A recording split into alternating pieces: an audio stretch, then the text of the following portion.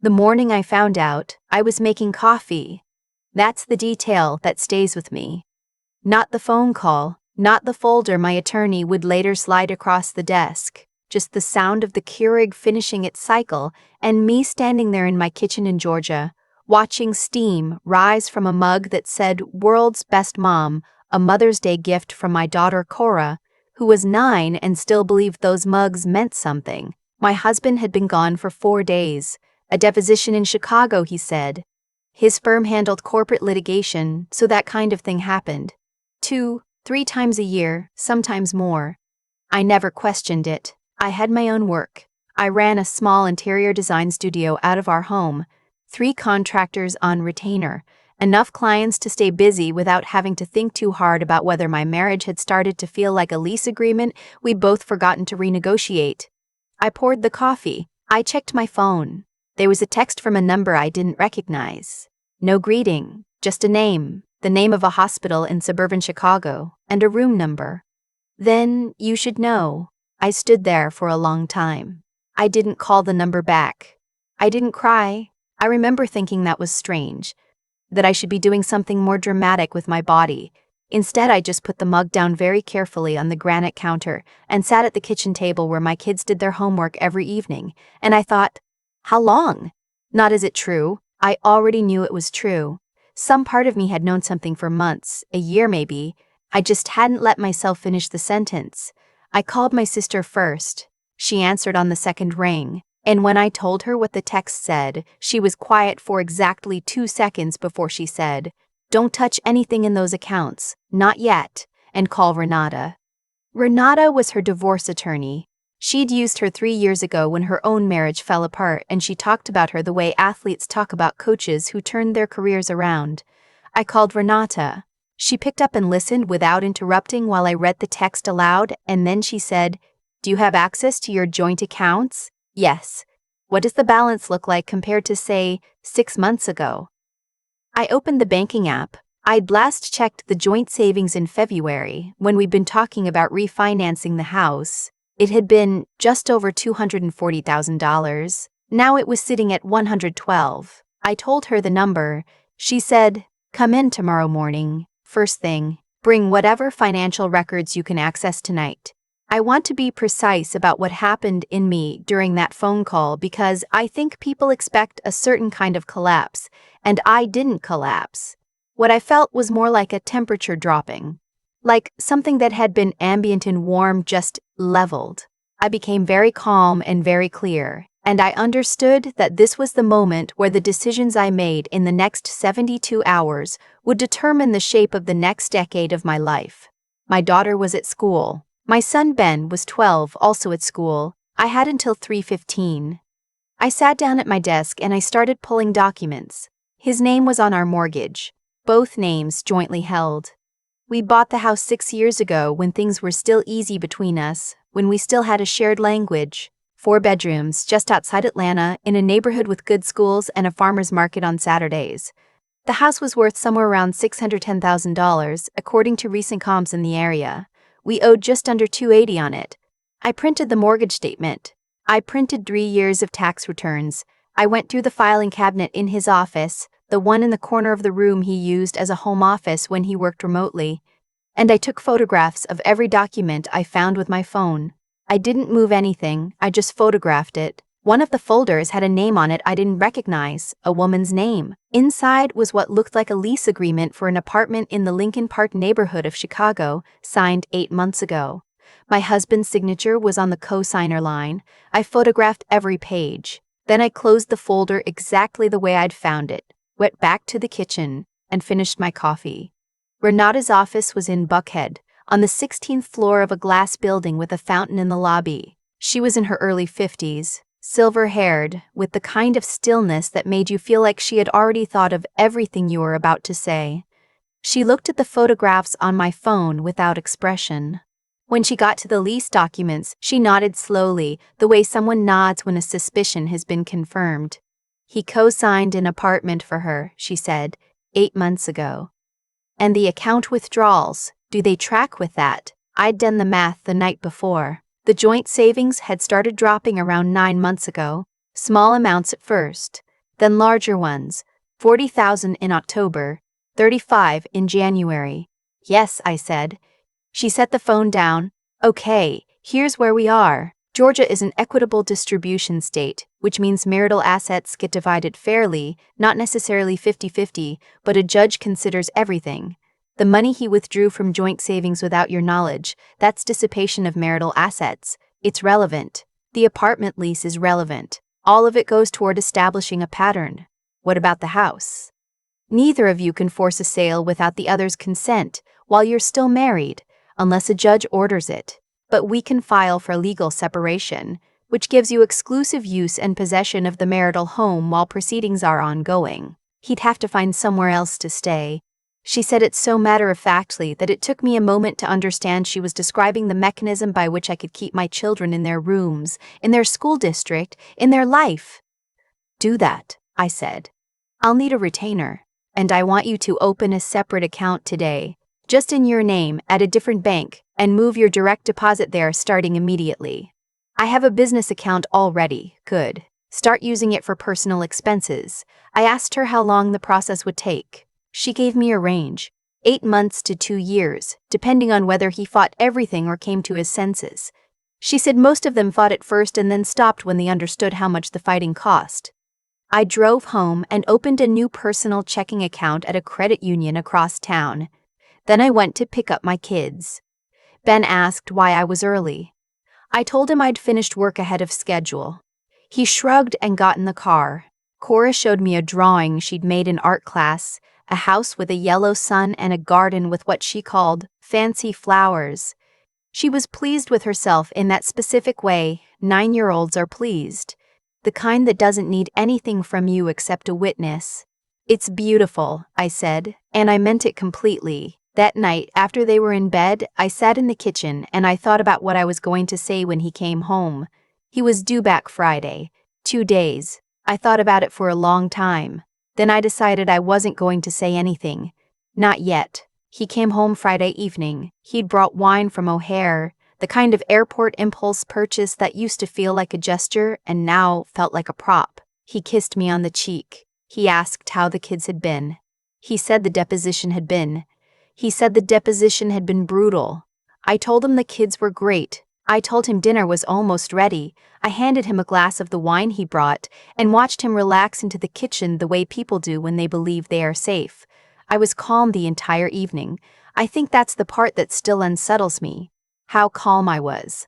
I sat across from him at the dinner table we bought together at an estate sale in Decatur, and I watched him tell the kids about Chicago, and I felt like I was observing something from a very slight distance. Like I was already on the other side of it. Ben asked him about the Cubs.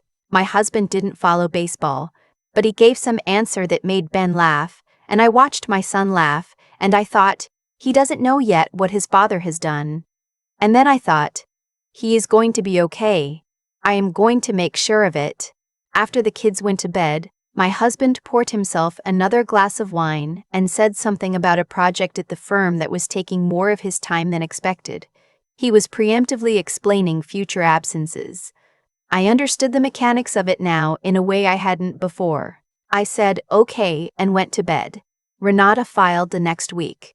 The legal separation petition also included the request for exclusive possession of the marital home and a temporary freeze on joint financial accounts to prevent further dissipation. She told me to expect his attorney to push back hard and fast. She was right. His attorney called hers within 48 hours. He hadn't been served yet. The petition was still being processed, but someone had tipped him off. He came home from work that Tuesday with a look I recognized as the one people wear when they've been caught but haven't yet decided whether to apologize or attack. He chose attack. He stood in the kitchen and said I had gone behind his back. He said I was being irrational. He said whatever I thought I knew, I had it wrong, and if I would just calm down and talk to him like an adult, we could work this out. I let him finish. Then I said, I know about the apartment in Lincoln Park. I know how much it costs per month. I know when you signed the lease, and I know how much money left our joint savings in the same period. I have copies of everything. He went very quiet. I said, I have retained an attorney. She has filed. You will be served within the week. I think you should call your own attorney, and I think you should make arrangements, because the court is going to grant me exclusive possession of this house, and you are not going to want to still be here when that order comes through." He stared at me for a long time. Then he said something about the kids. Something that was supposed to sound like concern but was actually leverage, the way certain things get used as leverage once a marriage starts coming apart at the seams. I said, "The kids are staying here, with me, in their school, in their life. You can see them, we will arrange that, but they are not being moved, and they are not being used." He left that night. Went to a hotel, I assumed, maybe to her. It didn't matter. What happened next took time, the way these things do. His attorney sent a letter claiming that I had unilaterally made financial decisions that harmed him. Renata responded with the documentation of the $128,000 he'd withdrawn from joint accounts over the course of 9 months. She cross-referenced it with the apartment lease and included a note that we'd be requesting a forensic accountant to trace the full financial history. The letter from his attorney stopped coming after that, then found out in pieces, the way kids do, not because I told him, but because children are observers, and he was a particularly sharp one. He was 12 and old enough to understand that his father leaving on a Tuesday night with a bag and not coming back meant something had happened. He didn't ask me directly for 2 weeks. When he did, he sat down at the kitchen table after dinner, very deliberately, and said, "Is this permanent?" I said, "Your dad and I are separating." "Yes, it's permanent." He nodded. He asked if they would have to move. I told him no. He asked if they'd still go to the same school. I told him yes. He asked, "Does Cora know?" "Not yet. I'm going to talk to her this weekend." He nodded again. Then he said, "Okay, can I be there when you tell her?" He was 12 years old and he wanted to be there for his little sister. I can't tell you what that did to me, except that it was one of the few moments in that entire period where I let myself feel the full weight of what had been taken from my children without their consent or knowledge. "Yes," I said. "Of course," Cora cried. She had a lot of questions, some of which I could answer and some of which I couldn't. Then sat next to her on the couch with that particular 12-year-old awkwardness that is actually a form of courage. And at one point, when she asked if Dad still loved them, before I could answer, Ben said, "Yeah, but some stuff is between grown-ups. This isn't about us." It was the kindest and most accurate thing anyone said during that entire period. The forensic accountant found what Renata had expected to find.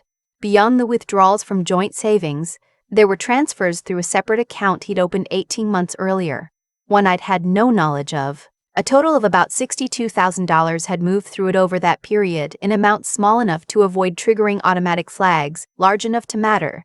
In Georgia, the deliberate dissipation of marital assets is considered by the court during property division.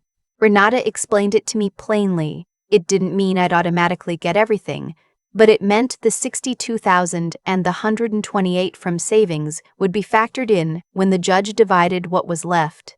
The house was appraised.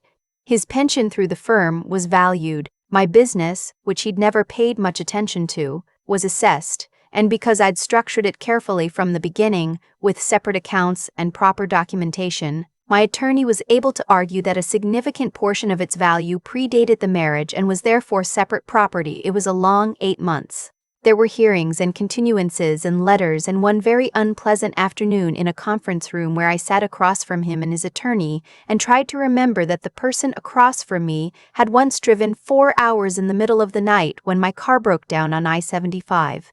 Because that was who he had been once, before whatever this was. I remembered it, and then I let it go. The final settlement gave me the house. He waived his equity in exchange for a reduction in his support obligation. Renata had pushed back on the reduction, and I'll be honest, I wanted to fight it. But she explained the math clearly, taking the full equity of the house outright versus a slightly lower monthly payment over time. Given my kids' ages and my earning capacity, the lump equity was the better play. I took it. He got his retirement accounts and his car. I got the house, primary physical custody, and a child support arrangement that was fair without being generous. His family, his mother, who had known about the relationship for at least a year, based on what his sister eventually let slip to a mutual friend, reached out once after the divorce was finalized. I didn't respond.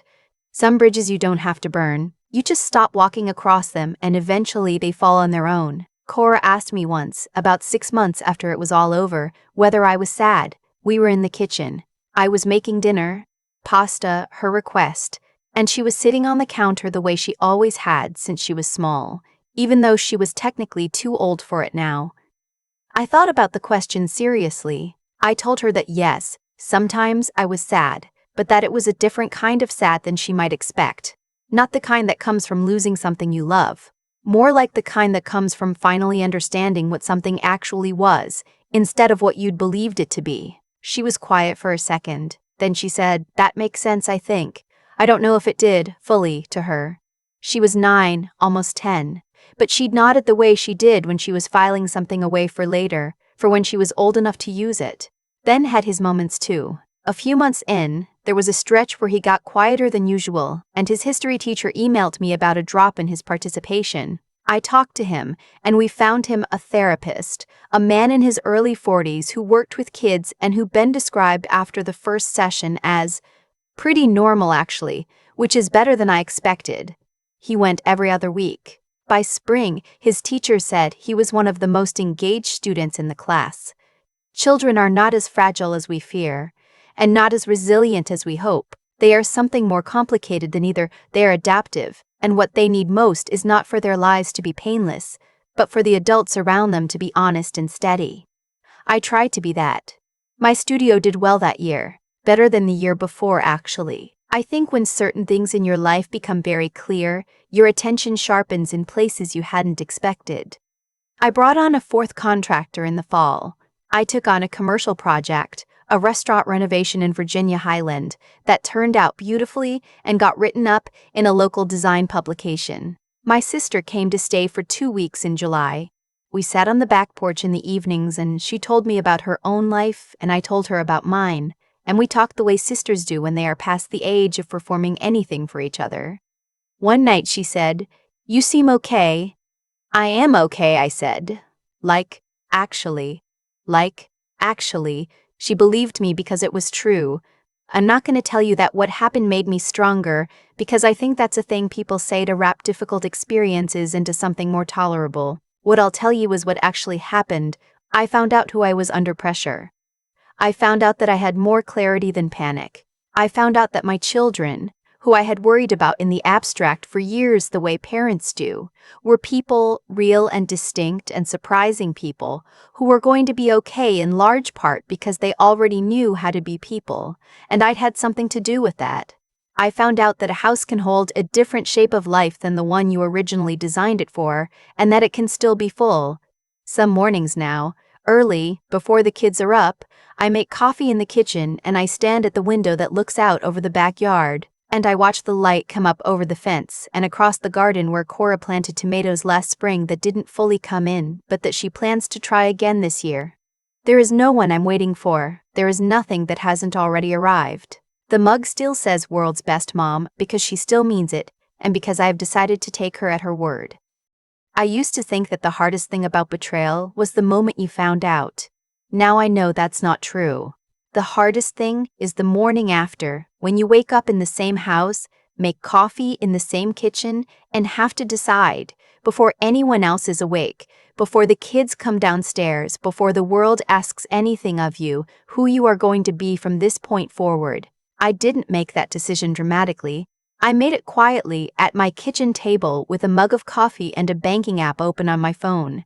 And I think that's closer to how most real decisions actually get made, not in a flash of clarity, not in a confrontation, just in a moment when you finally stop looking away from what you already know. What he did had consequences, not because the universe arranged it that way, but because actions accumulate. Every withdrawal from that joint account, every signature on that lease, every night he came home and said the right things while doing the wrong ones, it all added up into a record. A paper trail. Evidence of a pattern that couldn't be argued away in a conference room or a courtroom or a kitchen. He had spent years building something in secret, and when it was exposed, he had nothing left to stand on. That's not fate, that's arithmetic. What I built, quietly, over the years, The business with its own accounts, the relationships with people like my sister who told me to call Renata before I'd even stop shaking, the habit of keeping records and understanding my own finances, that accumulated too. In the opposite direction, and when everything came apart, I had something solid underneath me. Not because I'd planned for betrayal. I hadn't. But because I'd lived with my eyes open, and that turned out to matter. Renata told me once, during one of those long afternoons in her office, that the clients who did best weren't necessarily the ones with the most assets. They were the ones who could stay clear-headed under pressure, who could think about the next 6 months instead of just the next 6 minutes. I've thought about that a lot. Clarity under pressure isn't a personality trait you're born with. It's something you practice in small ways long before you ever need it. Every time you choose honesty over comfort. Every time you pay attention to your own life instead of just moving through it.